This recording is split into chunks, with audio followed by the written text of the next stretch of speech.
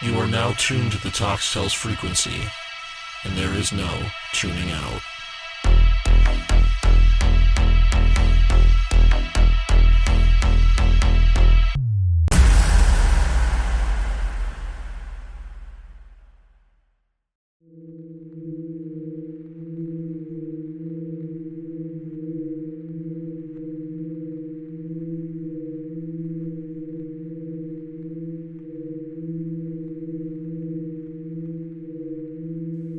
I'm not going to hurt you. Remembering these words still sends a chill up my spine. This was a few years ago, when me, a 33-year-old male, and my husband, a 43-year-old male, were getting gas late one night. This was a bit of a weird gas station, where two roads intersected at an angle, with the gas station being on the acute angle, if you can picture that. At the pump we chose, there were no working lights, and it was difficult to see directly from either road. We were driving a soft-top Jeep Wrangler with all the rear windows taken off. My husband got out to pump, and I was sitting in the passenger seat looking at my phone. That's when I heard it. "I'm not going to hurt you," a wavery voice said some distance behind me. I froze, suddenly terrified. I turned around to look out the empty space where our back window used to be, and saw what appeared to be a homeless man a little ways off. He had slightly wild gray hair, a washed-out beanie, and an oversized jacket with lots of pockets that hid his hands. I suddenly realized how dark it was, and how hard it was for anyone to see us, and I couldn't see his hands. I had a distinct feeling from deep down, so prominent I could almost hear it. Run. But we're just pumping gas. He's just a weird homeless dude. My husband and I were from Key West.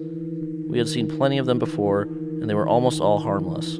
So I slowly turned back around and went back to my phone. Yet I still heard him. The distinct sound of shuffling feet, the rustle of his jacket. "I'm not going to hurt you," he said again. "I just need some help. Do you have any money? I'm not going to hurt you." At this point, I could tell he was almost at the Jeep. We had only been there a couple of minutes, and we'd been on almost empty. There was no way the tank was full. Without warning, my husband rushed into the car and hurried to start the engine. I could tell his hands were shaking. He managed to throw the car into drive, and we peeled out of there. I looked behind us and saw the man standing there, not reacting, next to the dangling nozzle my husband hadn't bothered hanging back up. As we turned out of the gas station, my husband said, "I just had the most horrible feeling. Something in me just told me to run." I looked at him in horror and told him I'd felt the same thing. I felt tears come to my eyes as I thanked him for listening to his instincts. We went home feeling quite shaken, just going over the events we had just seen and the fear we had felt. It was a day or two later that we watched a YouTube video by a security analyst, Scott Stewart, on the Kenyan Mall shooting, and he said that in every event like this, there are people who said, "Right before it happened, I had a terrible feeling that something bad was about to happen." He adds that some people listen to that feeling and leave the area, while others mention how much they regret not listening to it. I burst into tears hearing this, knowing the feeling he had described all too well. I had that feeling, and was one of those who ignored it. I remember crying "thank you" at my husband for listening to his sense of danger. Now, it is fully possible that this was just a harmless person asking for money in a slightly creepy way, and that nothing bad would have happened. But I can't stop remembering how the weird angles kept anyone from seeing us. I can't stop thinking about how dark it was, and I can't stop thinking about his hidden hands. And I still get full body chills remembering him say, "I'm not going to hurt you." Moral of the story, I guess, if you ever get that distinct feeling that something bad is imminent, leave the area. It may be a false alarm, and if it happens a lot, you may have a hyperactive anxiety response and might want to try Lexapro. But it's better than going through the rest of your life wishing you had listened to that feeling. Truck stop horror. This is a real-life 100% story that happened to me. In 2003, I had met a guy that said he would take me on adventures and make my life exciting. Little did I know that the safe world I had grown up with was about to get shattered. I lived in a small town and never really traveled outside of my state. Never experienced life in a way that others would. We were kind of sheltered from the big crime and other things that have been happening over the countryside. So my, now ex, decided to take me on a journey of being an over-the-road truck driver. In a lot of cases, this was a great experience, There were a lot of fun times, and I got to see most of the US. But trucking life is hard, and being on the road 24/7 isn't easy. Being cooped up in a small truck with someone for that long will cause anyone to become mad. Life on the road is much different now than it was when I was trucking. People have technology now that gives you the ability to binge watch your favorite YouTube channel, surf the web, or play games on your phone to keep yourself occupied. The only forms of entertainment we had was either watching one of the dozen or so DVDs, reading yet another book, or talking on the radio. We often opted for talking on the radio, and this became our version of social media, long before Facebook, Instagram, or Twitter were even a thought. Just like we do now, we create a different identity or persona to hide behind while interacting with people who are basically strangers. And trust me, truckers can be creepy AF. And keeping a bit of anonymity is the only way to stay safe on the road. When you're a trucker, you acquire a CB handle. My ex's was Ninja Dwarf, and me, since I was a baby, Barley. And I'm from Alaska, so mine ended up being changed to Northern Exposure eventually. During the time on the road, you meet a lot of crazy people and you see a ton of crazy shit. And I do mean a ton of crazy shit. People often hear about stories of things that happen on the road, but most of them are more gross than scary. You know, like drivers getting a little too friendly with their cabin buddy, whether it be a dog, cat, or even a goat. But this time was one of the most terrifying experiences I had in my whole life. And when it comes to strange and unusual events, my life is full of them. Have you ever gotten the heebie-jeebies from someone's voice? Like flat out scared to talk to someone? A voice that makes you think that the person on the other line is not all there? That was this guy. Something about him just made my skin crawl, and I had only ever heard his voice through the crackle of the CB radio. The CB started to crackle and we heard the distant call. You could barely hear a voice through the static, but eventually he got close enough we could hear him clearly. He must have been 50 miles or so behind us because it was still faint, but our CB radio was peaked and tweaked and could really reach out and touch someone. So we could just hear him through the chatter of the CB. And then I heard it, that voice. It's hard to explain, but the best way I could now describe it would be like how Heath Ledger talks as Joker in the Batman movie. There was something just off about it, and it gave me the chills. He simply said, "Hey there, Purple Pete. the color of our truck. Where you headed?" My ex yelled back we were heading to Arkansas. The driver said he was going the same way and asked if he could tag along with us and introduced himself as Maniac. We would run from one coast to the other and back again. The guy always seemed to be running the same route as us, but we had never physically seen his truck. He described it as a 378 long-nosed Peterbilt that was black and had a brow and cattle guard. According to him, he ran dry box from California to Florida, which explained why he always seemed to be either coming or going on the I-10. One week, when we were running from Florida back to LA, we caught up to him on his back trip from Redmond, Washington to Baton Rouge, Louisiana. He told us he would meet up with us in Nevada when we did our trip back, because by that time, we would have ran out of hours and needed to take a rest.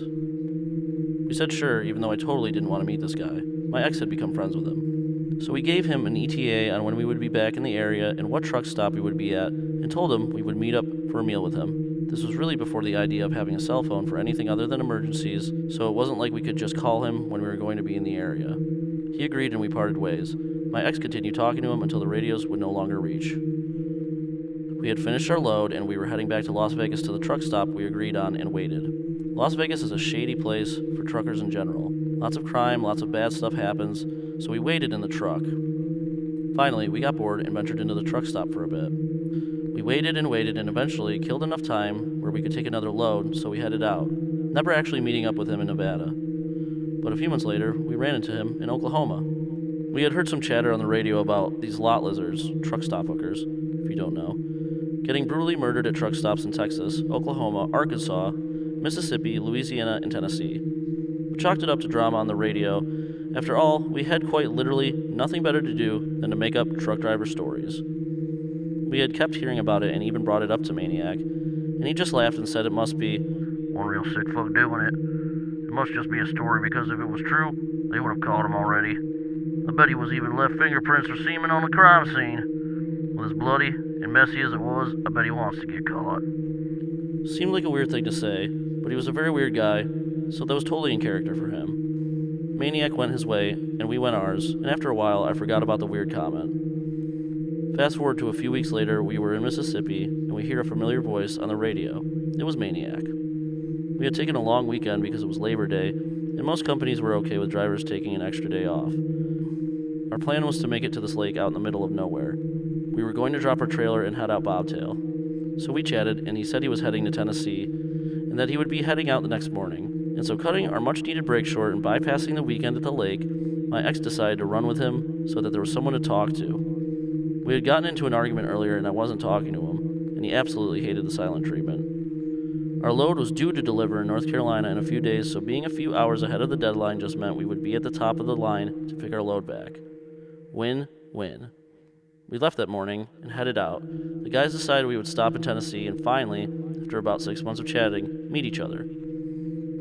We weren't afraid to meet up with him, but I was still very on edge. Now I was no slouch. I grew up with 15 boys in the house and was a known fighter. My ex was a bigger dude, standing 6'3" and about 280 pounds, so in theory we could take him if need be.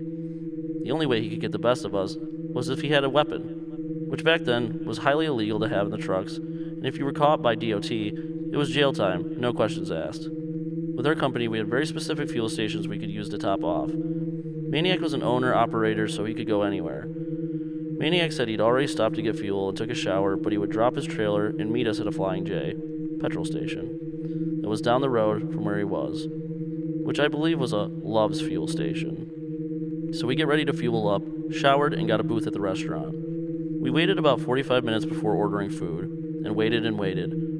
No one ever showed up, and there was no way to contact him. My ex was not a patient man, so we ate and then headed back to our truck. I remember it being dark and humid. It was probably 10 p.m. or so. There wasn't much for noise in this truck stop, which was unnerving. A quiet truck stop is a creepy truck stop. We walked across the fuel island to be greeted by a shit ton of flashing lights. It's not uncommon for either lizards to get busted or drivers to get involved in shit they are not supposed to, so we didn't think much of it. Cops and a truck stop go hand in hand. But this was more than just your typical truck stop shenanigans. We passed 12 trucks or so. This was one of the bigger Flying J's, so it could probably fit about 80 trucks and trailers if you went all the way back to the dirt. And then you could Tetris a dozen or so trucks in the dirt lot, which happened to be where our truck was. Now, I'm a curvy girl. Not fat, but I don't look like I belong in a truck stop. I was used to drivers looking at me all creepy like. I always got taunted and harassed for being a lot lizard, even though I was a driver. In fact, there are some truck stops that are not safe to walk in alone. I was walking with my ex, and we weren't holding hands or anything, but it was obvious I was with him. We walked down the row and saw a bobtail truck parked in a full parking spot. I thought it was weird he was in a truck space with no trailer. Typically, bobtail trucks will park at the end of a run and leave the big spaces for trucks with trailers, because that was, again, another unspoken truck driver rule.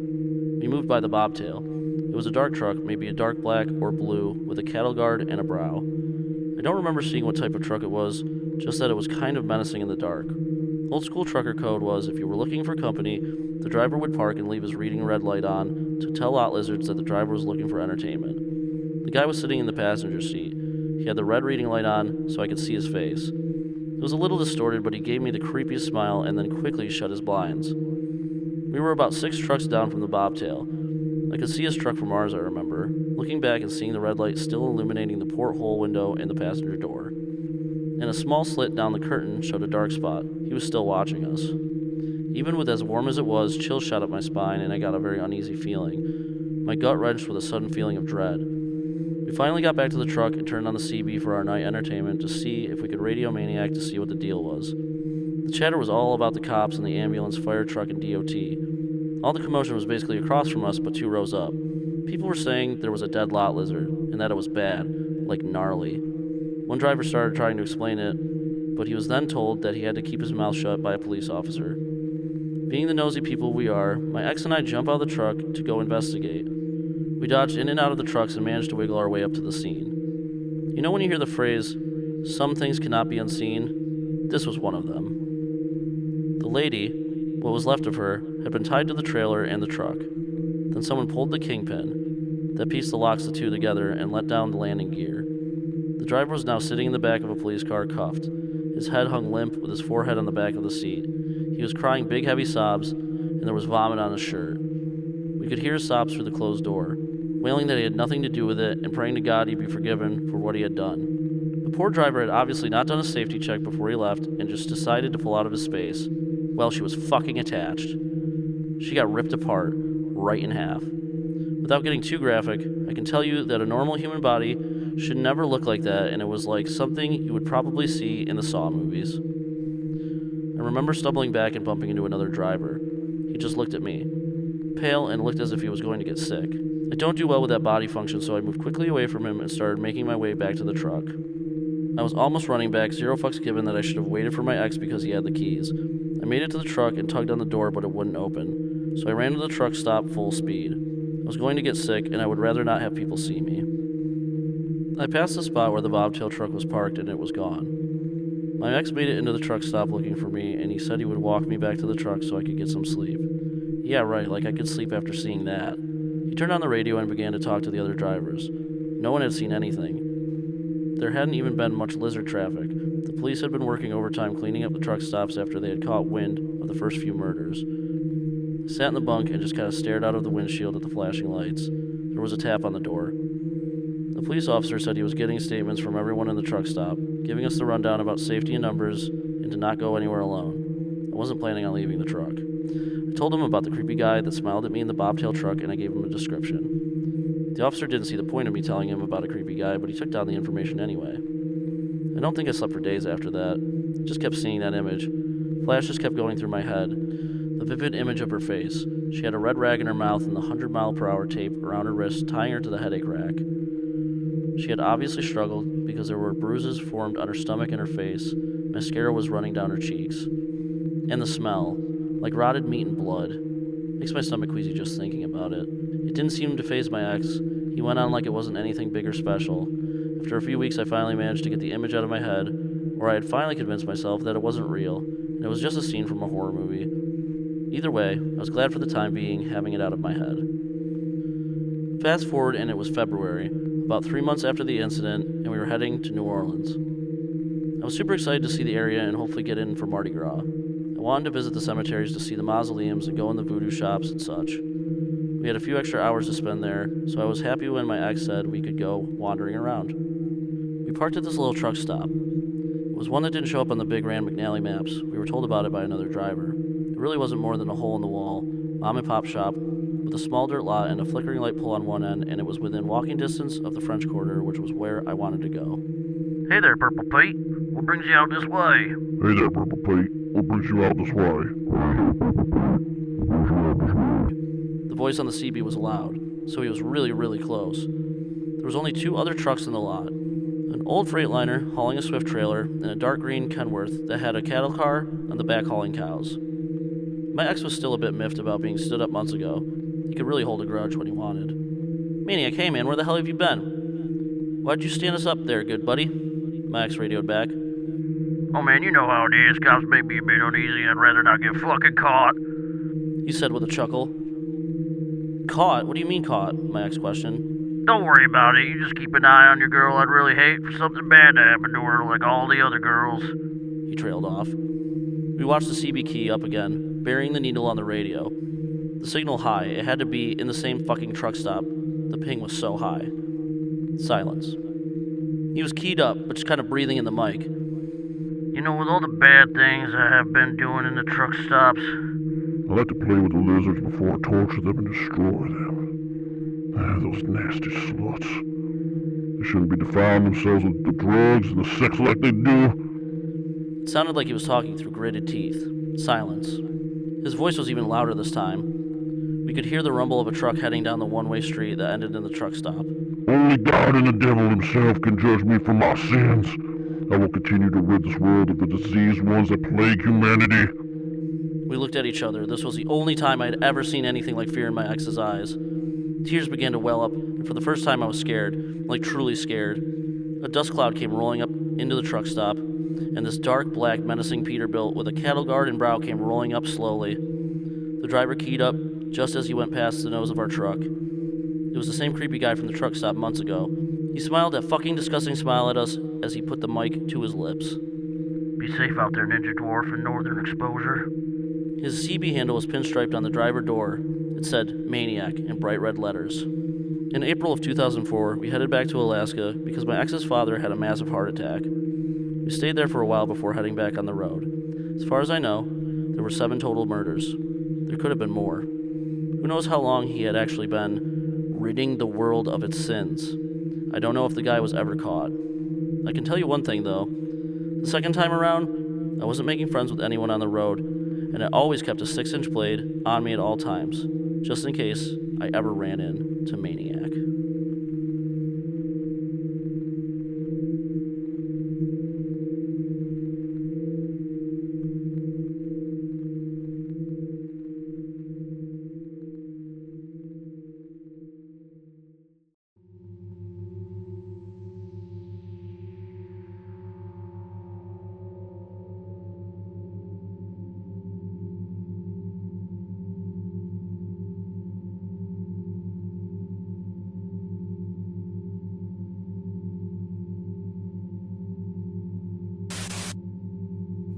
The Ghost in the Warehouse.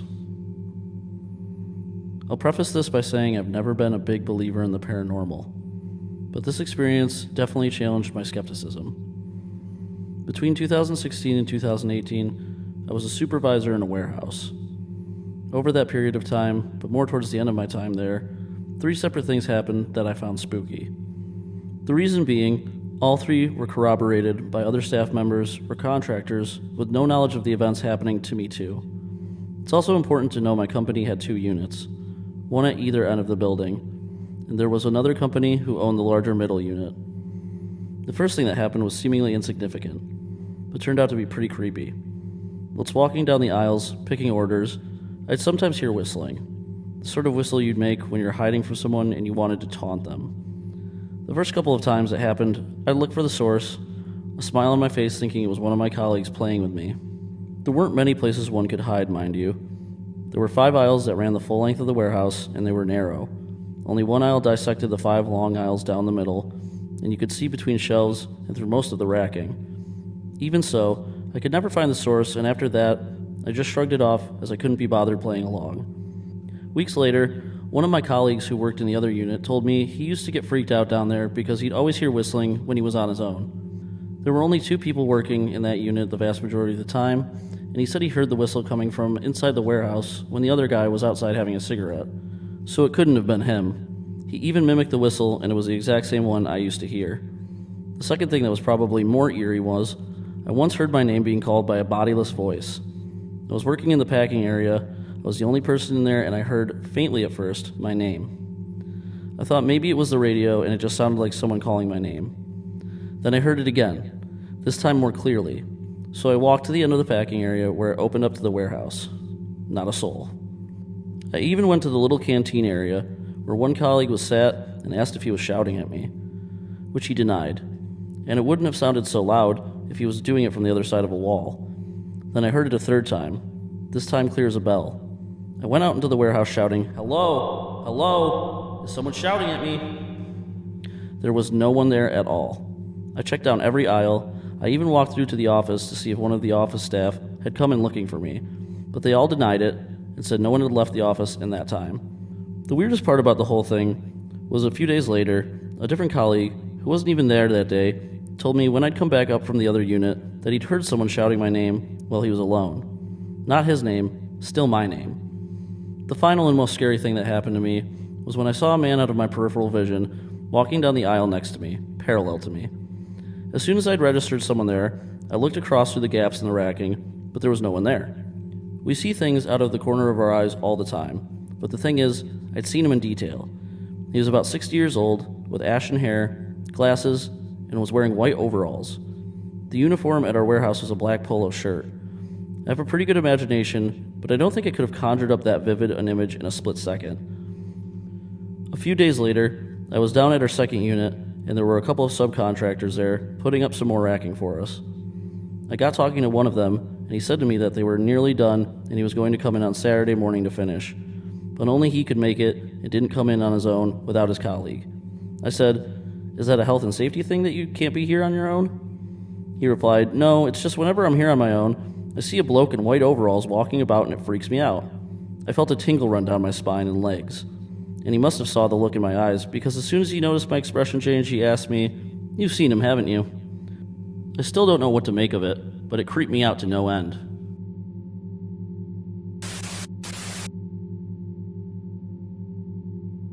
Traumatizing night shift. True story. This is probably the creepiest, most unexplainable thing that has ever happened to me. I used to work overnight as a security guard at the local port. Usually one of the port workers would stay overnight except for the safety official. I wouldn't be on the shift alone since the site had a radius of nearly 2 miles. Overnight, usually there would be 3 guards including me. Since the area was fairly big, there were different posts, but front gate was the main entrance area where all of the guards would be stationed overnight, since there was no need to put them in other posts due to the fact that there was no activity in the site at this time. The veteran guards that have been there for years would often say that the site was haunted, given the fact that there have been accidents and deaths that occurred in the area a long time ago. I was aware that people died there due to freak accidents, and I do believe in angels and demons since I'm actually a religious person, but I always thought that the older workers were just messing with the new guys.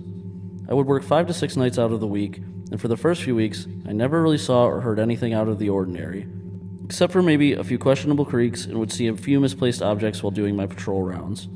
Just to describe the setting to you, this is a fairly big site, and on occasions, when there were big projects being constructed at the port, the workers would sometimes stay overnight.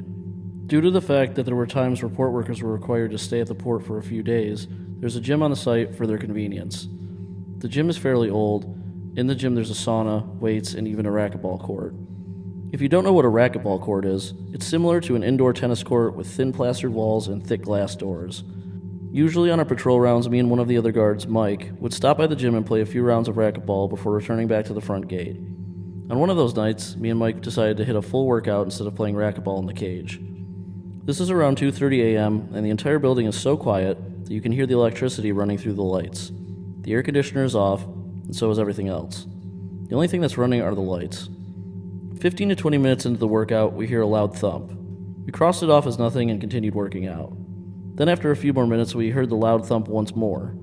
At first we thought it was our lieutenant, who could have been walking around, but then we radioed him and he gave up his location, which was front gate. We tried thinking logically on what could be making those thumps on the wall. They were coming from the court on the other side. We thought it was the air conditioner, but then remembered that it was off, and even when it's switched on during the day, there's no reports of thumps coming from the air conditioner. After a few more minutes, the thumps started occurring one right after another. We were very creeped out at this point, but what we were about to witness still scares the absolute shit out of me till this day. We started to approach the other side of the gym to where the glass door was. We turned on the flashlight and aimed it towards the clear glass door, and I got chills all over my body, and I started tearing so much out of fear, and I was about to cry. We saw one of the balls rolling slowly by itself inside the court, but there was no one in there. So that means the loud thumps were the balls mysteriously being tossed against the wall as if someone, or something, was playing inside the cage. We were both so confused and frightened to how this was really happening. We couldn't make sense of any of it. We were scared shitless, and we started yelling and running away because we knew that there was probably something evil toying with us right there. As we sprinted full speed back to the front gate, the lieutenant saw us and asked why we were tearing and running in a ridiculous manner. We told him what we witnessed, and his facial expression scared us even more. He then said, "That's why there's always guards that quit often. There's something evil in the area, and it's not the first time that something bad has happened here." He then showed us security footage of dark figures and shadows literally passing through the office areas, and lights mysteriously switching on and off. Till this day, I still get chills recounting my experience with my friends and family. And I'm even getting chills right now as I'm typing this. I had never had a real encounter with the supernatural until that night. Many say that it was a demonic presence messing around. Others say it was a ghost of a dead person who died in the area. I don't know what it was, but I didn't last long at the job after that. There were other experiences, but I'll send it at a later time.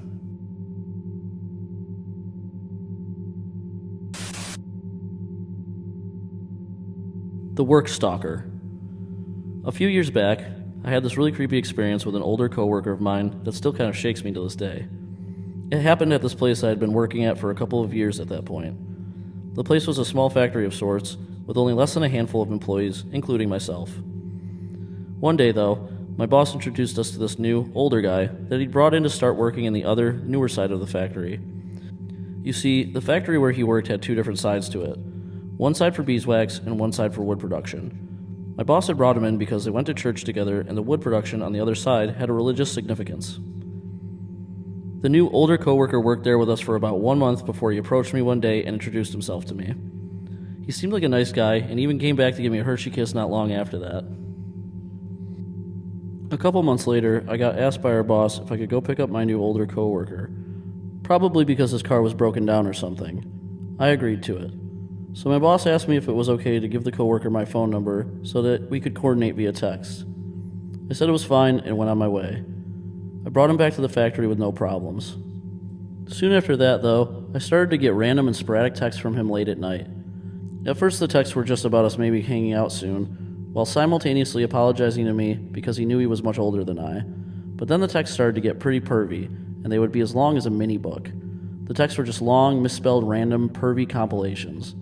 I tried to just ignore the texts, but that only made them start coming more frequently. One day in the midst of all this, my roommates were scrounging for a ride to a casino only a few miles from our house.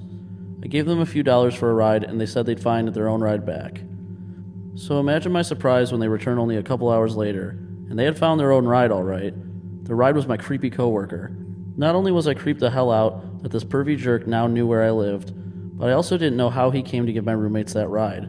Was it just sheer coincidence, or something more? A few days after that, I went to visit a friend at his apartment that was located on our main street running through our small historic downtown area. When I came downstairs from his apartment, as he was located on the second floor, I made my usual turn, walking on the sidewalk in front of all the main street shops. As I walked past one of the shops that was maybe 2 doors down from my friend's apartment, I thought I saw something out of the corner of my eye. But it couldn't be, could it? To my great dismay, it was him. My creepy-ass older coworker, standing in the doorway of one of the shops and smiling creepily at me from under a black top hat. A couple of weeks after that little incident, I noticed him again as I left my friend's apartment. He was just standing on the sidewalk with that same creepy grin plastered on his gaunt face. Since I had already informed my friend about last time, I simply texted him real quick to let him know the creep was back. I got in my car and left after sending the text, so I didn't find out until later that the creepy coworker was gone by the time my friend got downstairs to the sidewalk. At that point, though, the texts were still coming even faster than before. He was even threatening to come to my house if I didn't respond. Long, provocative texts dictating what he'd like to have happen between us if he did just happen to show up at my house. When I would see him during the day at work, though, he would act as though everything was normal, giving no hint of his nighttime persona. After seeing him yet again as I left my friend's apartment, I just so happened to overhear a couple coworkers of mine standing around discussing how weird our new older coworker was. Right then I stepped in and joined the convo, finally showing one of my other coworkers the text messages that the creep had been sending me. I had been working with that particular coworker for a few years, but I didn't know him too well. He was one of those people who came off kind of grumpy and distant. Still, I told him and my other coworker not to say anything. They both nodded in agreement, and we went our separate ways to finish up the day. When I came into work the next day, though, my boss immediately called me into his office.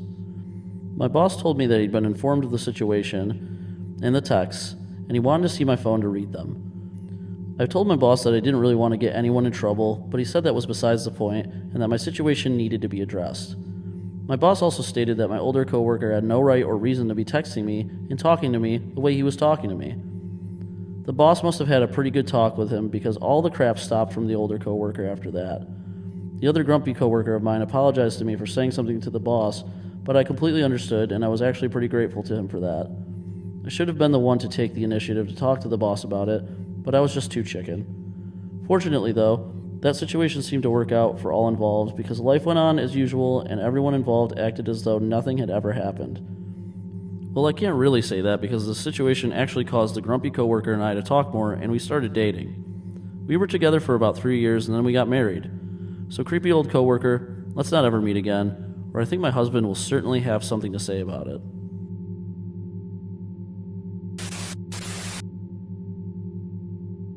I used to work night shifts until this. I almost never touch on this story because it's not one of those classic scary stories everyone likes to share around a few beers. I used to work night shifts at this large manufacturing facility. Night shift was a very small crew. 5 security and 5 of us running admin and packing. As admin staff, I sat with security as they'd switch between patrolling and monitoring the cameras. It was usually pretty silent and boring. Now, I'm not sure how the building got its haunted story.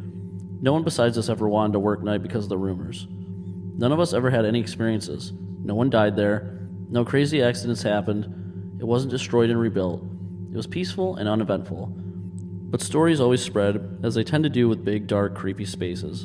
And it was creepy. It's surrounded with woods, circled with fencing. Mostly empty at night, which made it feel incredibly imposing and empty. Creepy motion-activated lights inside and out. Sounds carried and echoed. But still none of us had any experiences there until this. It was around Halloween, maybe a week or two before it. I was halfway into my shift, making it my lunch hour. It was chilly, and I went to my car to grab my bigger jacket and have a smoke break. I was right outside the back door, which the fencing runs closest to.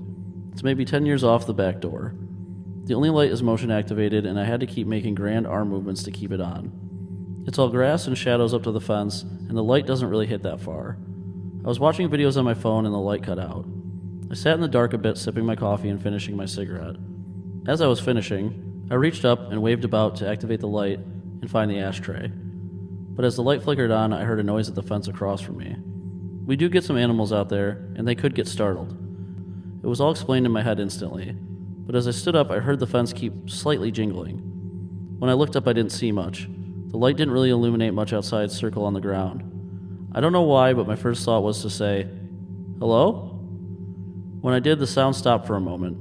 I squinted into the darkness, trying to adjust. The light went out. There in the darkness, the moon had a little more effect lighting up the area. The fence started lightly jingling again. Really lightly. As my eyes adjusted better, I saw movement. It looked like a person opposite me at the fence, fidgeting with the links. I thought this must be a kid trying to spook us. Maybe they were going to break in and ghost hunt. Some high school kids have before without knowing the building never closed, and we were usually pretty cool with them poking around as long as they didn't touch anything and made it fast. So they could run and tell their friends they lived through it, but that wasn't really common, as this was one person, alone. It felt off. I radioed in with my walkie to the security desk. "Hey, we have a visitor out by the north door, behind the fence." I've seen the monitors of the camera feed, and I know this area is totally covered. They'd be able to see the fence clearly. My walkie beeped back and the voice said, We aren't reading any movement at the fence. Is it in the tree line? "Negative. They're fiddling with the fence, right in front of me." This all happened in the span of seconds. My cigarette butt was still in my hands, and I just barely swallowed my last sip of coffee. They didn't even have the chance to reply to me, when from the fence I heard a massively loud thrash of the lynx, and all I saw was the figure full-on sprinting at me. I made a terribly embarrassing choking noise and crushed my coffee cup against the knob, trying to rush myself in. The fence is so close it's not going to take more than a few bounds to reach me. I pushed myself in so hard and held the knob in place, trying to figure the deadbolt into place. The knob was flicking down hard against my hold. I could hear and feel something moving against the opposite side of the door. I radioed back, "Get down here now!" But I already heard steps coming my way. The knob stopped moving by the time they got there. It was all over with. Back at the office, the security staff tried to play off like I was having a laugh about it, like this was a great Halloween joke I played. I didn't understand why they weren't taking it seriously until I saw the playback. It was just me outside. There was nothing there. My brain couldn't explain what I experienced outside while confronting the video. I immediately thought this was a big goof on me. Maybe they fiddled with the footage and had someone scare me, but they genuinely thought I was the one goofing with them. We were doing that whole back and forth, okay, whose idea was this? Who was messing with who? Until the second time watching the playthrough. We noticed the way the door handle kept moving even when I removed my hand from it. Both the inside camera and the outside caught it. I noticed right before I panicked and turned to run inside. The fence made a slight jolt as if it were pushed. There was no holes in the fence or any kind of cuts made where someone could squeeze through. There were no creepy shadows or unexplained wisps of smoke or lights or movements besides those. Just me in the night, jumping out of my skin and running inside. I kept trying to think back to when I jumped, when that figure burst at me full speed, if the light activated for their movement or mine. I couldn't decide. I couldn't remember exactly, it was so fast. But nobody there wanted to admit anything happened to me. It was tricks of the moonlight, overactive imagination and too much coffee. Branches against the chain links. No one's ever experienced anything weird here, and it wouldn't just start up here now for no reason. I didn't make a fuss. I didn't want to argue it. They already thought I was being weird about it. Maybe I was. I went about finishing my shift, but no one used the back door again that night, and it remained locked. The longest employed security was finishing up the shift at the desk with me in the office. It was before dawn. The morning shift was trickling into the parking lot. He watched the cameras in silence while I typed away. A few minutes before clocking out, he cleared his throat and told me, "I never really liked the North End. It feels like someone's eyes are always on me." It's honestly the most he's ever said to me in the year plus I worked there. The most I've ever heard him say. I felt like that statement held even more weight for that alone. I didn't quit though. I stayed on another 7 months until the company was bought out and they stopped overnight shifts to pile more work on day shifts for less money with less employees. There was never another incident. I never actually went out there again though. I stopped smoking, took my breaks out in the lobby, or wasted time chatting with coworkers. But I made excuses not to sit outside, to be honest. I feel like a few of us did. I have never before or since had any moments where I felt like my imagination got the better of me. And I truly believe that wasn't the case here. I keep thinking back at the door handle jerking down when I was steps away on the walkie. That had to be proof I wasn't imagining the whole thing. No one ever brought it up again, and wherever anyone asked about working in the old crappy factory, everyone would say, "Oh, we never saw anything up there, it's just a boring building at night." I would just smile and keep my side of the story to myself. But I wondered if anyone else was holding stories to themselves. Maybe they'd slip out after a few beers, just to fuel a few more questions about the haunted factory.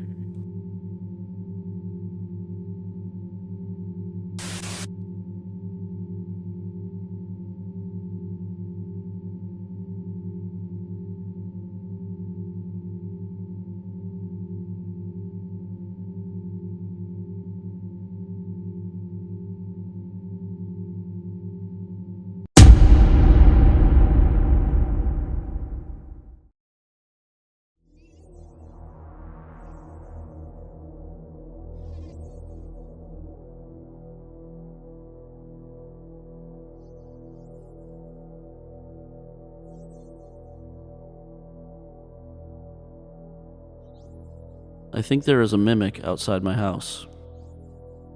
One time, I could ignore it, but two is a pattern, and now I'm so freaked out. The first time was in December 2025. My husband went outside to smoke, and I was gathering a few items and about to head out there with him. When I have a weird feeling, so I look up and I see my husband's face outside. I thought it was weird. He moved the chair to sit in front of the door. He had a smile. At first I thought he was smiling at our dog. Then I realized how creepy the smile was. And his stare felt crazy. I think to myself, is he okay? And I go out there. To my shock, he wasn't in front of the door where I had just saw him, but on the left side, sitting down and scrolling on his phone. The second incident happened yesterday. We had just gotten home from our grocery trip. I was focused on getting out of the truck and walked over and saw my husband, a shadow figure, leaning into the truck, getting the groceries. He was rummaging quite a bit and it went on a little too long, so I asked if he needs help, and there was no answer. Hayden? No answer. I turned toward the truck door, and to my shock, no one was there.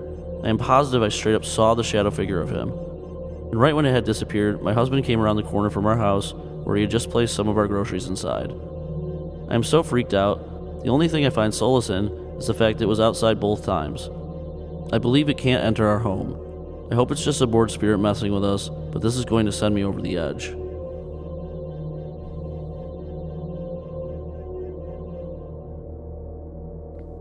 A mimic? A couple of years ago, during the height of COVID, I experienced something I still can't explain. It was late at night, and I was on a Zoom call with my then boyfriend, watching a movie together. I was using my Mac desktop, which was positioned parallel to my room door, so anyone entering the room would be visible on the screen. At some point, my mom came to the door. When she saw I was on a call, she stepped back out, motioning for me to mute and turn off my camera. I told my boyfriend to give me a moment, then muted and turned off my camera as she asked. She came into my room and walked over to me. We talked for a bit. She shared her plans for the next day, told me about a dream she had, and wished me good night. The whole conversation lasted about 20 minutes. After she left, I noticed something odd. I didn't hear the sound of the downstairs door closing, which was strange because she always headed to the den after saying goodnight. That's where she would watch TV until she fell asleep. I brushed it off and continued watching the movie. About 10 minutes later, she came back into my room. This time, she motioned again for me to mute and turn off my camera. I was a little annoyed, but complied. She then started telling me everything she had just told me, the plans, the dream, the good night, all of it, word for word. Confused, I interrupted her and said, "You already told me all this earlier." She stopped and stared at me, equally confused, and insisted she hadn't. She explained that she had just woken up from a nap and came to talk to me. At this point, I was spooked. I unmuted my mic and turned my camera back on, asking my boyfriend if he had noticed anything unusual during the first interaction. He said no, he only saw me mute and turn off my camera, but he hadn't seen or heard anything out of the ordinary. When I explained what had happened to my mom, she was terrified. She couldn't understand how I knew every detail of what she was about to tell me, down to the dream she had. This wasn't the first time something like this had happened. My mom had a similar experience before. One night, she thought I had come downstairs to check on her. She said she heard my footsteps and even heard me talking, but I never appeared around the corner, which was strange because I never stopped short of greeting her. After a brief conversation with what she assumed was me, she heard the footsteps retreat but never go back upstairs. Confused but too tired to question it further, she went to bed. The next morning, she asked me what I wanted when I came downstairs. I had no idea what she was talking about. I told her I had gone to bed long before that happened. She didn't believe me at first until I showed her the goodnight text I had sent her earlier in the evening, a message she had somehow missed. Both of these events still haunt us.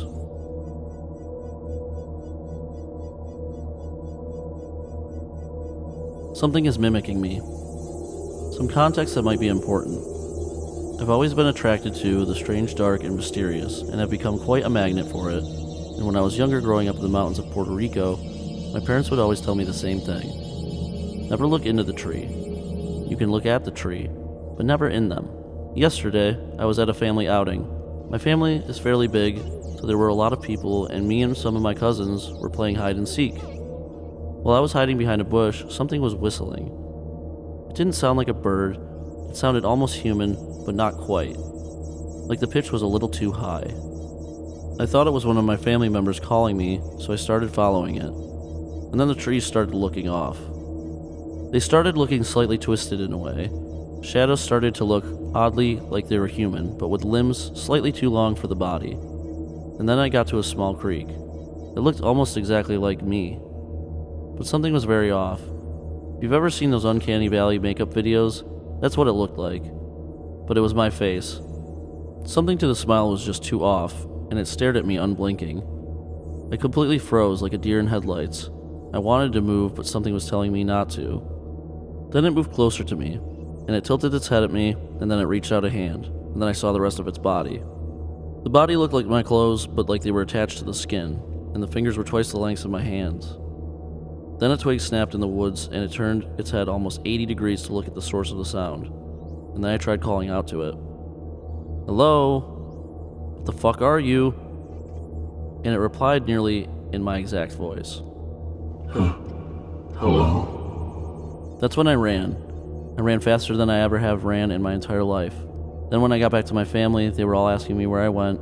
I got confused. They told me I was gone for 6 hours. I was only gone for 6 minutes max. I still have no idea what the thing was, but I know for a fact it wasn't human. Not even close. Mimic. One time when I was around 11 years old, I was outside at night playing flashlight tag with my cousins. It was about 9 o'clock at night, and we were allowed to stay up late because it was spring break. We lived in a very empty spot in the middle of nowhere, just hills and trees, and we have very few neighbors. Me and my cousin were walking around only 5 minutes into the game when we decided to split up. I chose the barn, he chose the house. Walking towards the barn, I saw something I still to this day can't figure out what it was, but it was prominent and bright, almost like eyes. It was standing right in front of the fence, but there was no animals in the barn. I immediately turned around to head for my cousin. When I got there, he told me that I was not being funny. I was very confused until he told me that he had heard me whisper his name, and then my dog's name, but scream my brother's name. However, that time it sounded like my cousin instead of me. And then I told him I didn't even say anything, and when I get scared I become very quiet, and rarely scream, at all. We yelled we give up and ran inside. We still didn't know where everybody else was. We got inside and found out, just to be funny, they all hid inside, and no one was outside. I still think about this today, and I still have no idea who or what kept calling our names, and how many people were there to make different voices. Mimicking voices. So I'll start off saying I'm a Native American, so a lot of weird and creepy crap happens. But I'm going to start with the first one I remember. It was summer. I was about 6 to 7 years old, and I was running around with no shoes in my grandma's yard. As I was playing in the yard, I hear my grandma call my name from the woods. Comet! I stood there confused. I didn't see my grandma go into the woods, but she called again. Comet!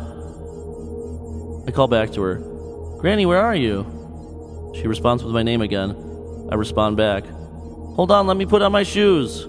I run inside to get my shoes on. As the door opens and I sit down to put them on, my grandma walks out of the kitchen and tells me lunch is almost ready. I stare at her, and she notices and asks me what's wrong. I ask her if she was just in the woods. She shakes her head, and I tell her she just called me from the woods. My grandma walks to the door as I say that, closes it and locks it. She says to me, by far the creepiest thing for a kid to hear, if someone calls your name from the woods, never go to it. I said okay, and she says, don't go back outside. I don't know what I heard that day, but since that day, I have heard my mom's voice, dad's, brothers, sisters, grandpas, aunts, uncles, friends, even my freaking unborn cousin at the time. I don't know what does that, but I'm scared and will never go in the woods looking for it.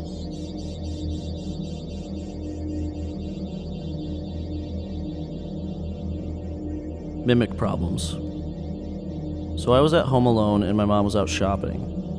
She sent me a text and asked if we wanted to watch Supernatural when she got home. I said yes and continued doing whatever I was doing. About 10 minutes later, I heard the front door unlock and footsteps. Then right outside my door, at the end of the hall, my mom's voice said, I'm home, I'm going to lay down, which isn't unusual since she gets tired easily.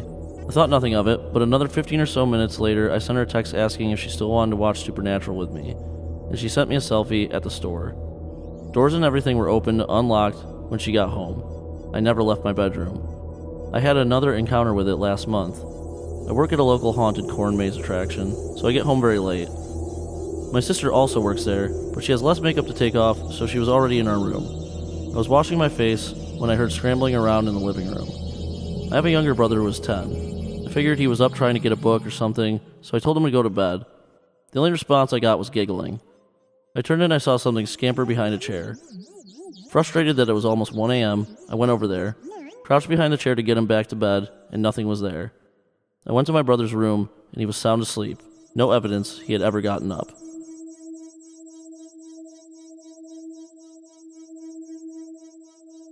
I think I accidentally met a mimic.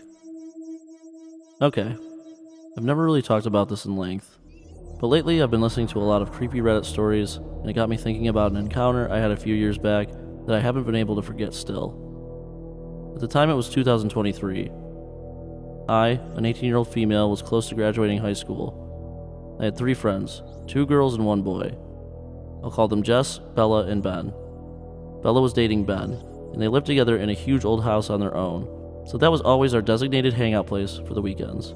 We frequently spent weekends together, either to drink or study or just spend time together. One particular night, we were all together again, and we had been drinking. Bella and Ben only had 1 spare bedroom in the house, despite how big it was.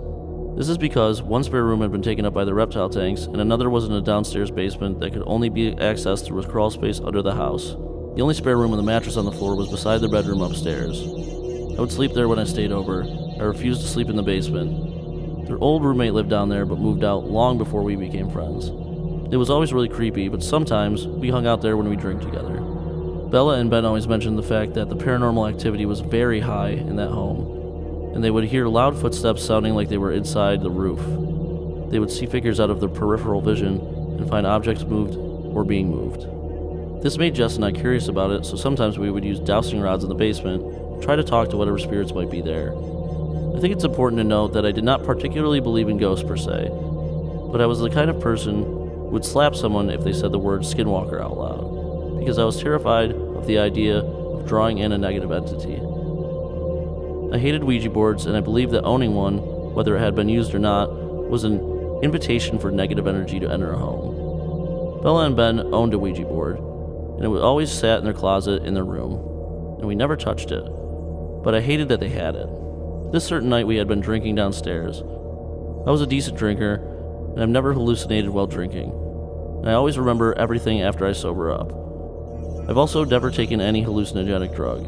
I smoked weed on occasion, but none this night.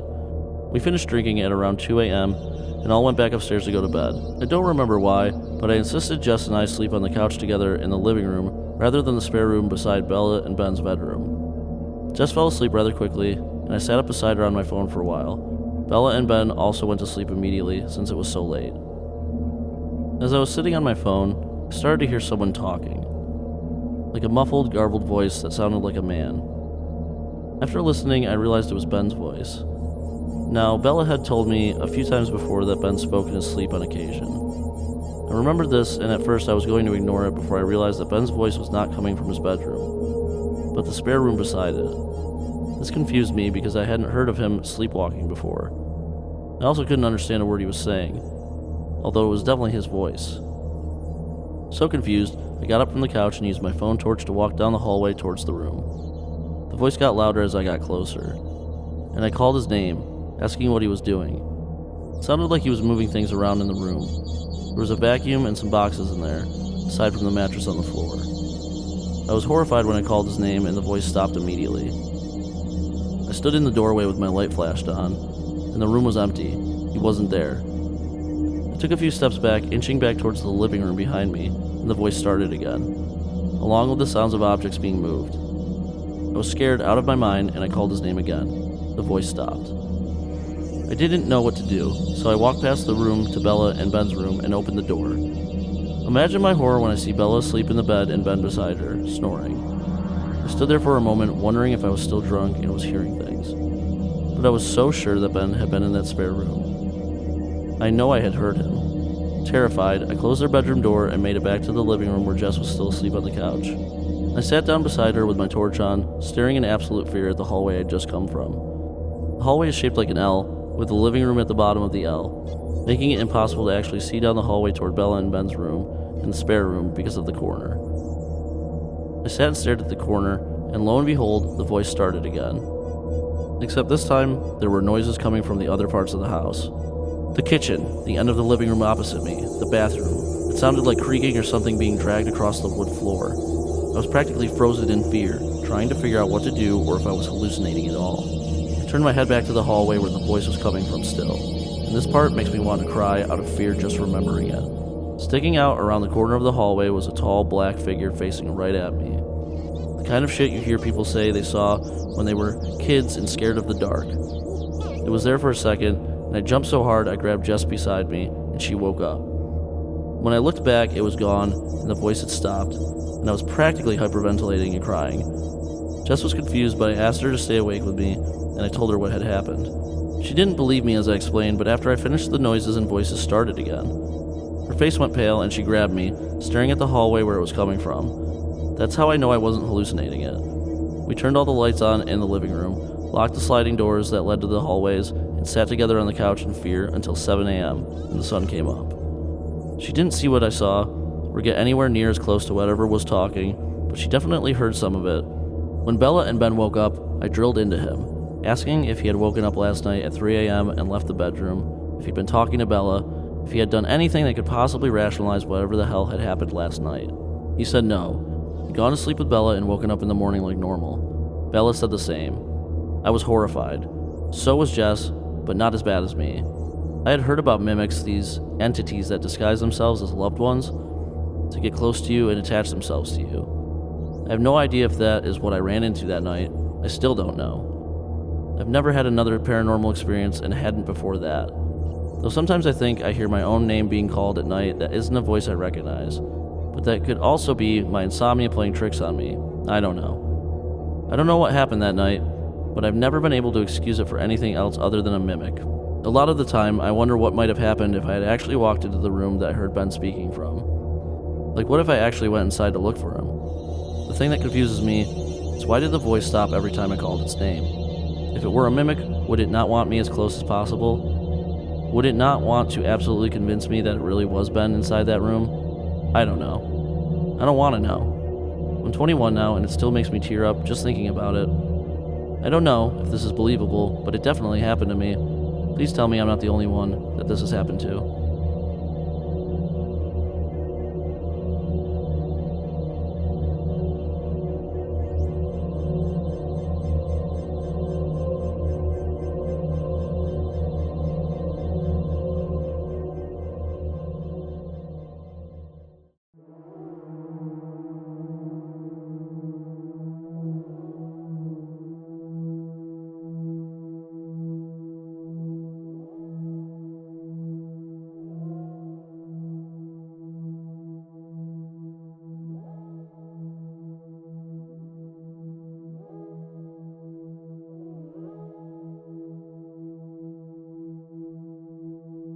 Someone sits on my bed at night.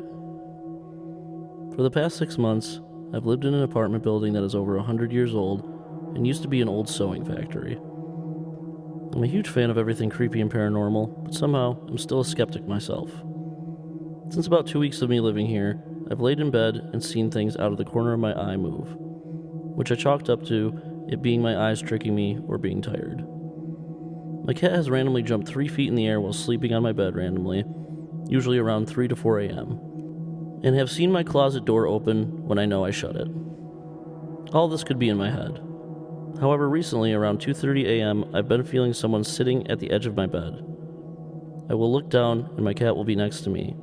My daughter's not in the room, and I will feel and see an imprint as if a person were sitting on my bed, down by my feet. My cat will start hissing, and it will last for about 30 seconds and just stop. Am I paranoid? My neighbors have also complained about things their cameras pick up at night or baby monitors. Should I be afraid or just think it's something friendly, not knowing where to go in the afterlife?